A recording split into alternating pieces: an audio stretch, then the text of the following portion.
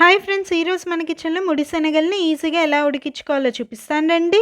Video క్లిప్లో చూపిస్తున్న కప్పుతో 1 cup వరకు తెల్ల ముడి శనగలు తీసుకున్నాను. 1 కప్పు శనగలకి మినిమం 4 కప్పులు వాటర్ వేసుకొని ఓవర్ నైట్ నానబెట్టుకోండి. నెక్స్ట్ డే మార్నింగ్ కి శనగల సైజ్ ఇంక్రీజ్ అయ్యి శనగలు బాగా నానిపోయి ఉంటాయి. కనీసం 3 సార్లు మంచినీళ్ళు చేంజ్ చేస్తే శనగల్ని నీట్ గా వాష్ చేసేసుకోండి. ఈ శనగలు 2 సైజెస్ ఉంటాయి. నేను ఇక్కడ చిన్న సైజ్ ముడి శనగలే తీసుకున్నాను. శనగలు ఉడికించడానికి శనగల్ని కుక్కర్ గిన్నెలోకి వేస్తున్నాను. మనం ఇంట్లో మంచినీళ్ళు తాగే గ్లాస్తో 1.5 గ్లాస్ వరకు వాటర్ వేసుకొని కుక్కర్ మూత పెట్టుకొని మీడియం ఫ్లేమ్ లో 3 విజిల్స్ రానివ్వండి. ఇన్ని విజిల్స్ అని చెప్పను కానీ మీ స్టవ్ ఫ్లేమ్ ని బట్టి కుక్కర్ ని బట్టి 1 or 2 విజిల్స్ అటు ఇటు అవ్వచ్చు. నాకైతే 3 విజిల్స్ కి మెత్తగా ఉడికిపోయాయి.